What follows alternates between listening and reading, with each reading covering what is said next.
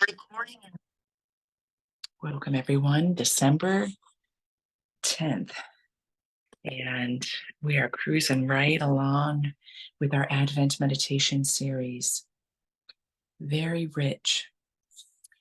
So today's topic is fragility versus vulnerability. And I'm going to draw upon some of the human understanding of child. So a lot of what we've done up to this point, and even last night with the session on self-discovery that was so rich, I've been making the connection that these childlike qualities are really actually not the qualities of a child, they're the qualities of divinity. And they show up oftentimes in children in some way, shape, or form. And therefore, returning to those or recognizing that those qualities are within us is not so much a returning to ourselves as a child, but really remembering our divinity. And with that comes the fruit of that powerful quality of innocence that I've touched upon in each of the reflections. So today, though, what I'd like to do is actually let the framework be a little bit more in the direction of the child and the development of us as human beings, ultimately remembering our divinity, but also along the understood and well-researched forms of development that we might call emotional development and psychological development and stages of development. And I'm not going to go deeply into these, first, because I'm not an expert, and second, because that's not the purpose. But what I'd like to shine a light on is children are very often, and understandably so, seen as really pure. And in our own development process, oftentimes we need to return to the child experiences that we've had in this story and in this lifetime to find the nugget of where we accepted a truth that was untrue, like, I am no good, I am not loved, I am not worthy, and the whole range of things that oftentimes we need to heal from. And in our understanding of development, children, as they come from the womb and enter the world, there's something of a blank slate. And since we're relational beings, there's an impact that the environment plays. Now, when we grow in spirituality, we begin to understand that our environment, we're not victims to our environment. And there's something in the chemistry of the environment that's touching upon some of our soul lessons that in many traditions we believe we've signed up for. So we eventually move to that place. But along that way, it doesn't negate the power of inner child work, of where wounds take place and then defenses come into place to protect ourselves. And because as children, we oftentimes don't have the emotional or psychological or cognitive development, we don't know how to situate the events in our lives that feel hurtful or are hurtful without creating kind of a black and white and a separation from ourselves. That's a normal response to our development. So situating that, I wanted to bring up two qualities that in a way are similar, but ultimately are radically different. And that is fragility and vulnerability. So if we were to look at the development of a child and see that they are a white canvas, there is something in being that white canvas that is both vulnerable, which is seen as open. Vulnerability is kind of a certain openness and honesty and availability to life, and unguardedness and undefendedness. And there's also a certain fragility because the sense of self has not fully developed. And the way the individual responds to the environment is in some ways cause and effect. hence the inner child work. Something unkind happened and it can be internalized in such a deep wound that it could take a lifetime to heal. That's a certain fragility that ends up being defensive. So you can see undefended and defended in a way commingle with a certain availability to life. And it's understandable why there are so many movements to protect the vulnerable, right? Protect the innocent because they can't protect themselves. So there's a goodness and there's a wholeness here. But what we're called as we mature to understand is there's actually a pretty big difference between being fragile and between being vulnerable. Vulnerability is actually a quality of wholeness. So if you were to study Brené Brown's work, she describes vulnerability as being in the arena, and being honest and open and courageous with our dreams, with our daring, and with our doubts. However, fragility has the connotation of a certain brokenness. So where the roads part here are that vulnerability builds resilience and is a necessary ingredient to growth and wholeness. Whereas fragility has the effects of avoiding conflict, fear to take risk, which where we feel wounded, that can happen, right? But it leads towards reinforcing a defensive, limited self. And if I were to use fairly popular language, because I like the word limited self, ego, again, as you know, I don't like that word so much, but the egoic sense of self, the one that is an individual that is separated from the world and needs to protect itself. There's a fragility because there is an internal seeking for a validation of worth. Whereas as we grow in vulnerability, it comes from self-worth. So that's the stark difference. Fragility, where we act from those places, we are in some way, whether it's internal or external, seeking a validation of our worth. And we fly high when we feel it, and we get very low when we don't.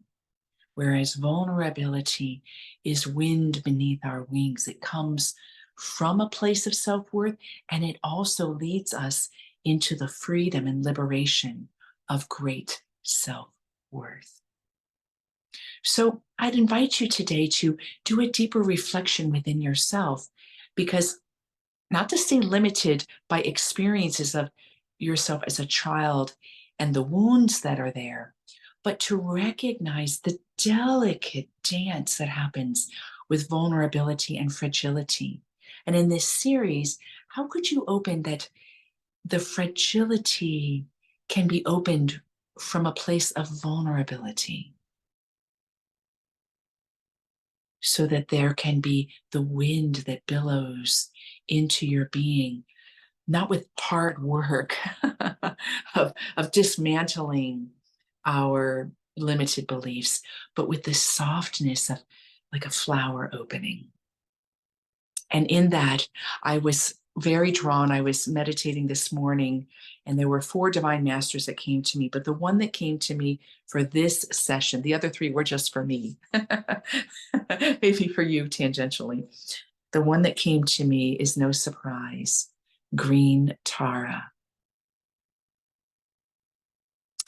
And on the card, it says healing light, wellness unfolding, knowing that healing is a journey. Now, there's many legends as to how Green Tara came about.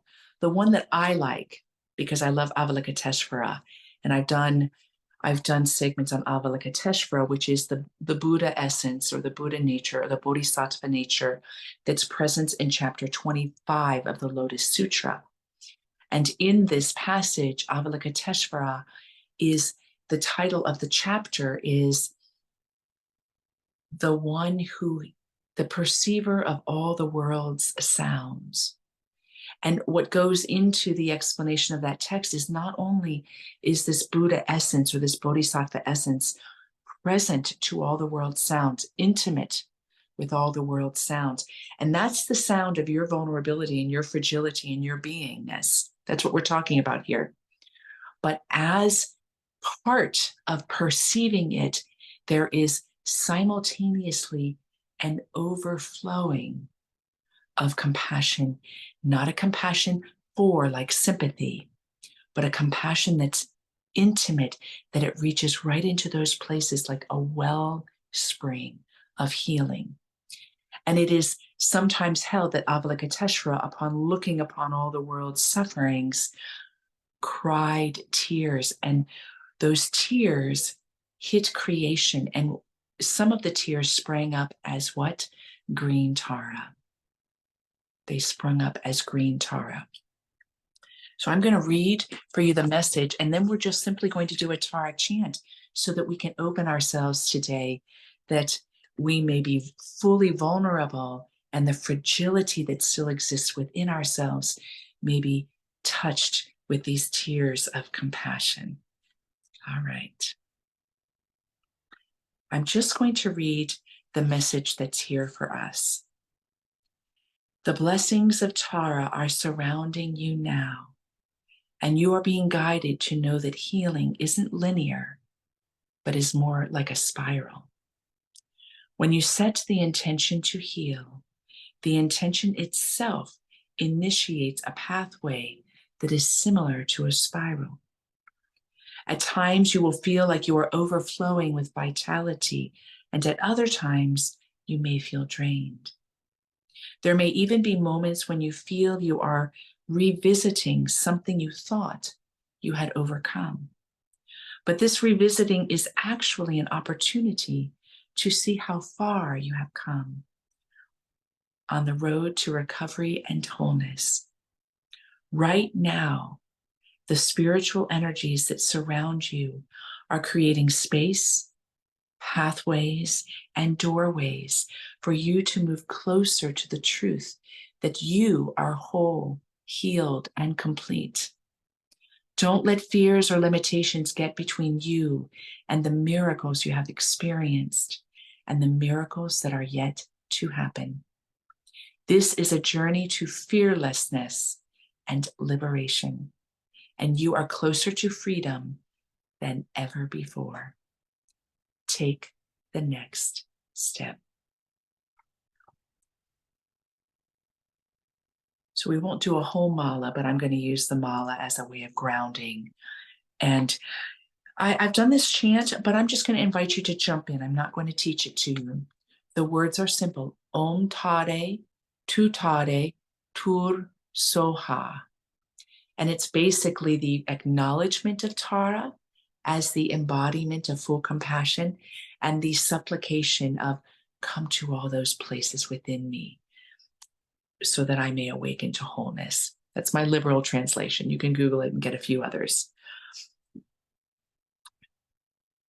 Just jump in when you're able to.